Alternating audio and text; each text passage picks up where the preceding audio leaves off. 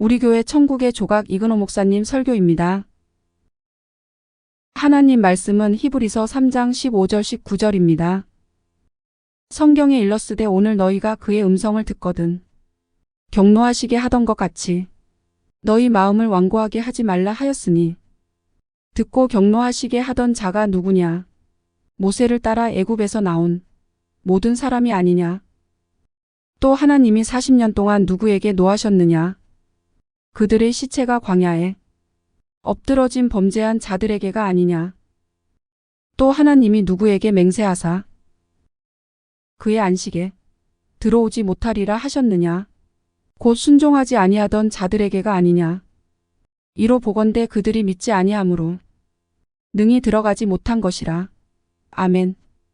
오늘 본문 그 전제가 따로 어떤 조건을 달아놨어요. 하나님께서 이러이러한 자는 바로 천국 가서 잘 살겠다는 인간들에게 그 희망을 좌절시키는 뜻이 담겨 있습니다. 어떻습니까? 교회가 유지되기 위해서 그 주님의 복음을 핑계로 되지만 실은 교회가 어쨌든 사람들을 끌어모으는데 우리는 그 주님의 복음을 그것을 해야 될 일로 그렇게 간주했습니다. 그러나 그것은 인간이 복음을 핑계로 천국에 들어가기를 시도하는 것에 불과한 거고요. 정작 하나님의 말씀을 들어봐야 돼요. 하나님의 말씀은 복음을 핑계로 아무도 올 수 없는 곳이 천국이다. 복음을 핑계로 천국 가서 잘 살겠다는, 죽어서 좋은 데 가겠다는 이 소박한 희망이 천국 요소에 해당되지 않습니다.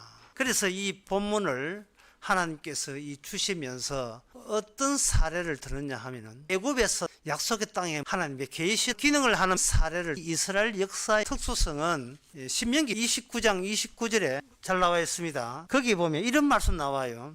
오묘한 일은 우리 하나님께 속하였거니와 나타나는 일이 우리와 우리 자손에게 속했다. 오묘한 숨겨진 일은 하나님께, 그 오묘한 일이 나타나는 것은 이스라엘 역사에서 나타난다. 그러니까 오묘한 하나님의 뜻이 무엇인가를 인간들이 직접 아는 방법은 차단되어 있고, 하나님의 뜻이 무엇인가를 알고자 하면 이스라엘 역사를 보라. 그런데 그 이스라엘 역사가 어떤 역사냐? 실패한 역사예요. 천국 가기를 최선을 다해서 노력은 했지만 그들은 오늘 본문에 나온 것처럼 그들은 믿지를 못한 거예요. 그들이 믿음이 없어서 믿지 못한 게 아니고 모든 믿음을 총동원해도 이룰 수 없는 하나님의 조건을 제시한 겁니다. 그래서 오늘 본문에 보면 저희가 믿지 아니함으로 능히 들어가지 못했다. 따라서 우리가 정말 천국에 가고 싶다면, 천국에 가고 싶은 희망 가지고 버티고 들이낼 것이 이스라엘이 왜 약속의 땅이라에 들어가는 믿음 없는 걸로 판정날 수밖에 없었던가? 그 속으로 우리가 들어가 봐야 되는 겁니다. 구약에서는 그들이 믿음이 없어 들어갔지만 신약에서는 하나님이 우리에게 믿음을 줘서 우리가 그 믿음으로 쉽게 들어가는 것이 아닌가, 이렇게 생각할 수가 있습니다. 여기서 과연 신약 시대가 구약보다 더 쉬울까요? 하는 생각을 해봐야 돼요. 더 쉬운 게 아닙니다. 더 노골적으로 이거는 불가능합니다. 신약에 있어서. 구약에 있는 이스라엘 사람들이 믿음에서 파선했다면 신약의 사람들은 말할 것도 없어요. 왜? 그들은 이방인이니까. 더구나 하나님께서 그 믿음을 인정하지 않습니다. 구약의 이스라엘 실패한 역사에 우리가 들어가 봐야 되는데요. 신약에 있어서 구약보다 더 불가능한 사실을 어디서 할 수 있느냐 하면은, 그들은 예수님의 십자가 죽음을 통해서 알 수 있습니다. 예수님이 죽었을 때에 그 요한복음 19장 34절에 보면 이런 말씀이 나옵니다. 곧 피와 물이 나오더라. 그렇다면 예수님이 십자가 죽었다는 말은 예수님처럼 죽지 아니하는 자는 어떤 경우라도 천국에 넣어주지 않는다는 뜻이에요. 이게 신약의 불가능한 조건이 이스라엘 역사처럼 살아서 해보고 이게 아니라 예수님이 갔던 그 길 아니면 천국 가는 길은 없습니다. 예수님이 죽을 뻔하신 분이 아니에요. 완전히 죽으신 분이에요. 물과 피가 나왔으니까요. 그래서 성경 제대로 말씀을 본다면 제일 어려운 건 뭐냐 하면, 엄연히 우리가 살아있는데 우리 보고 죽었다고 이야기를 해요. 사람이 살다 보면 죽는다, 죽기 전에 준비하자, 죽기 전에 미리 조치를 취해가 자기가 어떻게 하든 죽기 전에 가는 쪽으로 피신할 수 있는 방안을, 아직 죽지 않았을 때 뭔가 할 수 있는, 살아있는 경우에는 뭘 해볼 수 있는 가능성, 교회를 간다든지 예수를 믿는다든지 십자가를 믿는다든지 성경을 공부한다든지 성경을 뭐 백독을 한다든지 회개 기도를 한다든지 참여를 한다든지 할 수 있는 살아있는 경우에는 어떤 가능성 같은 것을 말할 수 있는데, 성경에서는 하나님에 대해서 네가 할 수 있는 그 모든 것조차도 일체 인정하지 않는다는 뜻이에요. 죽은 자가 설쳐봐야 그거는 하나님께서 받지를 않아요. 구약 이스라엘 사람들이 약속의 땅에 들어가는데 실패했다. 그럼 우리는 이 본문을 보고 하나님께서 같이 동행하면서도 그렇게 믿음이 없는가? 물 주고 고기 줬으면 정신 좀 차려야지. 왜 그들은 자꾸 하나님께 원망하는가? 우리는 감사했을 것이다. 옛날에 이스라엘 사람들이 그렇게 실패했으니까 우리는 그와 같은 실패를 하지 말아야 된다. 주님께서 너희들이 이미 죽었어. 죽은 자는 자신의 장례를 자기가 치를 수가 없어요. 예수님의 장례는 하나님이 장례를 치렀기 때문에 살았던 거예요. 마태복음 8장 22절에 어떤 제자가 아버지 장례 치르고 가겠습니다 이렇게 이야기할 때에 예수께서 가라사대 죽은 자들로 죽은 자들 장례, 죽은 자들의 세계다. 너는 나를 쫓아라 했어요. 이스라엘은 믿을 수 있는 기회는 부여받았어요. 왜? 살아있으니까요. 살아있는 내가 나의 믿음이라는 이 선택을 제대로 할 거냐 말 거냐에 대해서 율법 앞에서 할 수 있는 이 선택을 기회만은 부여됐는데, 신약에서 모든 인간들은 이미 죽었기 때문에 예수를 믿을까 말까 기회조차도 이 선택을 부여받은 적이 없어요. 죽은 자인데 무슨 기회가 있어요. 그렇다면 신약에 있는 성도들이 구원을 받는다는 것은 정말 기이한 일입니다. 일어나지 말아야 될 일이 일어났어요. 세리와 창기와 강도가 구원받아 버리면요, 내가 살아있다고 여기는 우리 자신에 대한 엄청난 모독입니다. 모독 주려고 그들을 구원하신 거예요. 우리에게 모욕감을 주려고요. 예수님 당시에 유대인들이 있었습니다. 과거 역사를 유대인들은 율법을 통해서 마음 성신 뜻을 다하여 제대로 하나님 사랑하고 이웃 사랑하자고 나섰던 사람들이 그 유대인들이었습니다. 그 유대인들과 하늘에서 오신 예수님의 만남의 일이 요한복음 10장 20절에 나옵니다. 예수님께서 하신 말씀이 내가 죽어야 비로소 양이 생긴다는, 지금의 이 세상의 양은 양이 아니고 내가 죽어야 새로운 양이 생기는데, 목자 예수님 죽어야 그 새로운 양이 생긴다는 거예요. 그 이야기 할 때 유대인들이 분쟁이 일어나는데 저가 귀신 들려 미쳤거늘 어찌하여 그 말을 듣느냐. 예수님께서 그들에게 미쳤다는 이야기를 요한복음 10장 28절에 내가 저에게 영생을 주노니 영원히 멸망치 아니할 터요. 세리와 창기가 천국 가는 것도 모독임 동시에 그보다 더 센 모독은 뭐냐 하면은 예수님 손에 어떤 권세 어떤 마귀나 세상도 뺏을 세력은 없다고 이야기하는 거예요. 이것도 인간에 대한 대단한 모욕입니다. 오늘 본문에서 우리가 믿음이 없어서 그들은 천국 못 간다고 할 때에 우리는 뭐를 통과해야 믿음이 없으면서 믿음 있는 자가 되느냐 하면, 예수님이 하신 말씀이 귀신 들려 미쳤다 어찌하여 그 말을 듣느냐를 통과를 해야 돼요. 예수님 하신 말씀 들을 때에 제대로 좀 듣게 되면 이거는 귀신 들린 미친 자의 이야기다 고 그 들려오는 것이 시작점이 돼야 되는 겁니다. 교회 가서 예수님 하신 말씀 들을 때에 믿습니까? 다 믿습니다 하니까 천국 가는 걸로 그렇게 생각하는데 뭔가 중간에 뭔가 끼어있어요. 그 끼어있음을 필히 통과를 해야 됩니다. 미쳤어. 이 완전히 미친 거야. 그 예수는 그분은 완전히 미친 거야. 얼마나 미쳤는지 제가 마태복음 7장으로 제 나름대로 증명해 드릴게요. 마태복음 7장 22절에 이런 말씀입니다. 그날에 많은 사람들이 나더러 주여 주여 우리가 주의 이름으로 그래 많은 선지자 노릇을 하고 귀신을 쫓아내고 주의 권능을 행했는데 주님께서는 나는 너희를 도무지 모르겠다고 이야기했거든요. 이게 미친 이야기 아닙니까? 한마디로 끊어서 정리해 보겠습니다. 예수님 보고 주라고 했어요. 예수님이 주님 아닙니까? 맞잖아요. 예수님이 주님이다 이 말이죠. 예수님이 주님이다 믿으면 구원받겠다 마음에 철석같이 믿었어요. 믿었는데 그 결과가 뭐냐? 예수님이 모르겠다는 거예요. 누구세요? 당신 모르겠는데 누구세요? 이 미친 거 아니야. 맞아, 이거 미친 거 맞아요. 내가 너를 알아야지 왜 나를 네가 아냐 이 말이죠. 네가 나를 안다는 네 자신이 분명히 죽었다고 한다면 죽은 티를 내야 되고 죽은 결과가 나와야 돼요. 그런데 예수님이 주님이다 살아있어. 나도 살아있어. 분명히 죽었다고 한다면 주님의 모든 말씀은 너는 이미 죽어서 모든 말씀은 무조건 미친 말로 들을 수밖에 없는 그런 존재다 알려주기 위해서 말씀을 주셨는데, 예수님 말씀을 믿습니다. 나는 주님을 믿습니다. 주님은 나의 주님이십니다. 주여 주여 나 주님을 믿습니다. 누구세요? 당신 누구세요? 이걸 마태복음 7장 22절을 보면서 예수님을 주여 주여 부른 거고 사람들은 이게 모자라는구나. 그러면 더 구원받을 수 있는 마태복음 7장 18절에 좋은 나무가 나쁜 열매를 맺을 수 없고 못된 나무가 아름다운 열매를 맺을 수 없느니라. 이거구나. 주여 주여 그것은 미흡하고 거기다가 좋은 열매를 추가를 하면 내가 구원받는구나. 내가 살아있으면서 주여 플러스 좋은 열매 맺기 이걸 추가를 하면 되겠구나 생각으로 본인이 나는 주님을 믿습니다. 그거 아니거든요. 그것도 아니에요. 그러면 이것도 아니라 그러면 더 보태죠. 더 보태면 여기에 마태복음 7장 23절에 그때에 내가 그들에게 밝히 말하되 내가 너희를 도무지 알지 못하니 불법을 행하는 자들아 내게서 떠나가라 하리라. 그러므로 누구든지 나의 이 말을 듣고 행하는 자는 그 집을 반석 위에 지은 지혜로운 사람 같으리니. 그러니까 예수님 말씀을 다 지키면 구원을 받는다고 생각하는 거예요. 반석 위에 지은 집처럼. 그러면 주여 플러스 좋은 열매 플러스 예수님의 산상설교 다 지키기에 마음속으로 일체 간음하지 않기.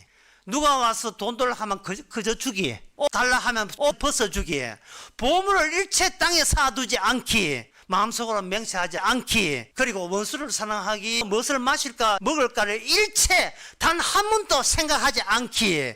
남을 비판하지 않기. 산상설교 주의 이름으로 고난받기 하고 계십니까? 그런데 누구든지 성령을 받지 않으면 그리스도 영이 아니라 했어요. 그러니까 성령 받기를 또 해야 돼요. 교회 다니면서 평생 해보세요. 구원되는지. 구원 안 됩니다. 왜냐하면 구원은 기이한 일이고 시작도 기이한 일이고 끝까지 기이한 일입니다. 천국에 들어간다는 그 자체가 죽은 자 자체가 이건 해당되지 않고요. 죄인, 천하의 몹쓸 죽은 인간, 죄인들을 성령을 보내서 천국을 이룹니다. 그게 뭐냐 하면은 죄인들 수집하는 하나님. 그걸 다른 말로 나는 아브라함의 하나님, 이삭의 하나님, 야곱의 하나님. 따라서 하나님은 죽은 자의 하나님이 아니고 산 자의 하나님이다 라는 이야기를 해요. 주님께서는 죄인을 산 자의 하나님이라는 율법을 투입시켜서 말씀이 자체적으로 말씀이 언약 안으로 들어오는 거예요. 왜냐하면 언약 바깥에는 악마의 그 힘의 인간은 벗어날 수가 없어요. 인간은 악마의 그 힘이라는 그 자체를 모르고 성경을 보면서 자기에게 노력만 열중할 뿐이죠. 그런데 그 마귀하고 인간은 한 몸이라는 자체가 하나님 보시기에 죽은 자들의 집합체예요. 그 힘 자체가. 죽음이라는 것은 생명나무가 없으면 그냥 죽은 거예요. 너무나 쉬운 이야기예요. 생명나무 없는 곳에 마귀하고 인간들이 오글오글 모여 사는 거예요. 이게 자체가 죽음이에요. 그 죽음의 힘에서 벗어날 수가 없기 때문에 주님께서는 천국을 이야기할 때 그 환경, 그 배경 전체에 대해 말씀을 언급하는 겁니다. 그 환경, 그 배경 찾아가는 거예요. 너는 죽었다. 너희들이 그 환경, 그 배경 몸 빠져나온다. 몸 빠져나와야 비로소 한꺼번에 전체가 하나님의 천국과 약속과 무관한 세계인 것을 말씀을 통해서 그들에게 알려줄 수가 있습니다. 말씀을 통해서 확실하게 할 수가 있어요. 그래서 주님께서는 그 끊어진 죽음과 더불어서 또 하나의 끊어진 죽음과 이어줄 관계를 준비했는데 그게 바로 생명의 관계를 이어줄 그 세계의 실체가 성령을 통해서 됩니다. 우리는 예수님의 말씀에 대해서 귀신 들린 말이고 이건 말도 안 된다. 자꾸 뭔가 천국 가서 하나님을 경배하려 해도 주여 주여 주님 쪽에서 막아 천국 갈 수가 없어요. 사도행전 2장에 누구든지 주의 이름을 부르는 자는 구원을 얻으리라. 주여 주여 한다고 하나님께서 알아주시는 거 아닙니다 하면 그 다음부터 주일날 교회 안 나올 거예요. 사도 바울 그리스도 예수님과 내가 끊어질지라도 그동안 수고한 내가 무관한 다 헛사로 예수님과 주의 일이라면 반기고 있습니다. 이래 이야기하면 그 교회 누가 나오겠어요. 그동안 자기가 수고한 것이 다 헛사로 끝나는데요. 그래서 여기 16절 본문에 모세 나옵니다. 애굽에서 약속의 땅에 모세 따라 나왔어요. 모세의 어머니는 요게벳이에요. 민수기 26장 59절에 모세 어머니 이름이 나와 있어요. 근데 모세 아버지 이름은 없어요. 아므람이라는 이름은 있는데 진정한 아버지는 계속 핏줄로 이어져 그 아므람이라는 뒤에 이름은 없어요. 모세는 그 당시에 이스라엘 속에 예수님 같은 역할 기능자로서 그 증거가 물에서부터 건짐을 받은 이름을 가졌습니다. 모세 이름은 하나님께서 물에서 건져낸 자예요. 모세의 아버지는 하나님이십니다. 모세를 따른 이스라엘은 어떤 한계를 보여야 되느냐, 물에서 건져낸 건점을 통과해야 약속의 땅에 모세를 따라 나타나야 됩니다. 홍해를 건너왔을 때, 오늘 본문도 마찬가지예요. 그들이 40년 광야에 있을 때 갈렙과 여호수아 빼놓고 광야에서 죽었어요. 그들은 요단강 앞에서 멈출 수밖에 없었습니다. 모세가 물에서 건짐을 받았고 이스라엘이 물에서 건짐을 받았다는 것은 인간 죽고 난 뒤에 다시 살지 아니하면 약속의 땅에 갈 사람이 없다는 이야기입니다. 그리고 말씀은 너는 죽어서 없으면 죽은 거예요. 다시 산다는 것은 죽어서 끊어진 그 관계를 이어줄 하나님의 기이한 천국의 요건이 죽어서 끊어진 죽은 자와 연결이 되는 겁니다. 그 연결이 없는 사람은 천국에 못 갑니다. 그러니까 죽어서 끊어진 이 이야기가 허무해야 되는 게 아니고요. 왜 반가웠냐 하면, 그래야 내 인생에 대해서, 내가 내 운명에 대해서 홀가하게 무거운 짐에서 벗어날 수 있기 때문에 그렇습니다. 사는 게 힘들면 누구 탓을 하냐면 본인 탓을 하는 거예요. 본인 탓을 하는데 이걸 감추기 위해서 남 탓으로 손가락질을 할 수밖에 없어요. 그런데 내가 천국 못 가면 교회 탓으로 할 수밖에 없어요. 이것은 기이한 일이 아닙니다. 납득이 돼요. 이건 가능한 일입니다. 이스라엘 백성들이 실패하고 요단강에서 멈출 수밖에 없었던 것은 그들은 땅에 대한 미련 여전히 백성들이 갖고 있었던 겁니다. 모세는 물에서 건져냈지만 물에서 건져냄에도 불구하고 백성들이 땅에 대한 집착이 있었던 거예요. 율법을 통해서 주님께서는 땅에서 물과 구분하고 물에서는 불과 구분합니다. 그게 바로 광야 때 주었던 율법 안의 세계예요. 신명기 4장 33절에 보면 어떤 국민이 불 가운데서 말씀하시는 하나님의 음성을 너처럼 듣고 생존하였었느냐? 어떤 국민이, 이 세상에 어떤 민족이 불 속에서 나오는 말씀을 듣고 생존했었는가 이야기합니다. 무슨 이야기냐 하면 이런 이야기예요. 굉장히 추격해서 말씀드리면, 물 속에 들어갔다가 건짐받은 모세가, 하나님 만날 모세가 이번에는 불 속에 들어갔다가 나와요. 모세가 호렙산에서 불 가운데 들어갔다가 나옵니다. 누구든지 불 속에 들어갔다가 나오지 아니하면 천국에 못 갑니다. 갈 수가 없어요. 불 속에 들어갔다가 나오는데 죽었다고 알고 있던 모세가 다시 불 속에서 살아나올 때는 사람들은 모세가 살아나왔다고만 봤어요. 그러나 모세가 살아나온 게 아니고 모세는 돌판과 더불어 살아나온 거예요. 모세는 언약 말씀이 살아나온 겁니다. 모세는 자기 목숨을 말씀과 맞바꾼 거예요. 본인이 그렇게 한 게 아니고 하나님 말씀이 자체적으로 하신 거예요. 모세는 이미 죽었고 불 속에서 모세가 나온 게 아니고 사람이 말씀이 율법을 전달하는 도구로서, 모세는 말씀을 전달하는 도구로서 불 속에서 나온 거예요. 그 불 속에서 나오는 구체화되는 말씀이 제사법입니다. 제사법에 보면 제단이 있거든요. 그 제단에서 불에 다 태워야 돼요. 불에 다 태운다는 말은 인간이 궁극적인 죽음은 불에도 죽었지만 불에서도 살지 못한 걸 보여주는 겁니다. 불에서 다 태우고 남아있는 몸통이 있어요. 거기 피는 제단에서 뿌리고, 레위기 1장에 보면 몸통에서 기름과 피는 따로 구분해서 피는 제단에 다 뿌려요. 기름은 제단에서 발라요. 손댈 수 없는 이 제물을 뿌려진 그 피와 기름은 하나님 자체로 보자는 거예요. 하나님 자체로 봐서 하나님의 피와 기름에 대해서는 네가 손댈 수 없다는 거예요. 제단에 피 바르고 기름을 발라 놓습니다. 피 뿌리고. 그 다음에 남아있는 게 있어요. 그게 뭐냐? 양식입니다. 몸통이 고기거든요. 그 고기를, 그 백성의 대표자인 네이 지파나 제사장이 고기를 먹습니다. 고기를 먹는데 그 고기를 먹을 때 레위인이나 제사장은 우리 살리려고 고기를 먹는구나, 그렇게 생각하면 안 된다는 거예요. 레위 지파가 먹는, 제사장이 먹는 양식이 아니고, 이게 뭐냐 하면은 그 양식은 하나님이 먹는 양식이에요. 하나님이 레위인과 제사장 대표로 식사를 같이 하는 것이 그 제사법입니다. 하나님이 식사를 같이 해요. 하나님이 같이 식사를 한다는 이 뜻이, 나는 너와 천국 가족 한 식구라는, 하나님이 식사예요. 그게 하나님이 연기를 협력하시는 양식이 돼요. 다 태어낸 화목제에서는 하나님과 더불어서 그 고기를 같이 먹어요. 이것이 너희들 음식이 되리라. 그러면 이 레위 지파나 제사장들은 뭐냐 하면은 불 가운데서 불과 피와 가까이 하면서 호렙산에서 모세가 불 가운데 경험했던 그 불 속의 세계, 모세 죽음 이후의 세계, 하나님이 모세를 받아준 그 세계, 그 세계가 어떻게 이루어지고 어떤 말씀으로 돌아가는지를 그들은 몸소 체험하는 세계가 율법 안의 세계예요. 불 속의 세계예요. 그 세계가 말씀 속의 세계입니다. 율법이 다스리는 체험하는 그 세계 속에서 이스라엘 백성들은 이 뜻이 무슨 뜻인지를 도무지 알지 못합니다. 하나님의 뜻에 의해서 이미 죽은 자는 하나님 쪽에서 장례를 치르는데 그 장례 치르고 난 뒤에 하나님이 한 식구로 가족으로서 같이 산다는 새로운 세계가 이게 무슨 뜻인지를 그들은 알지를 못했습니다.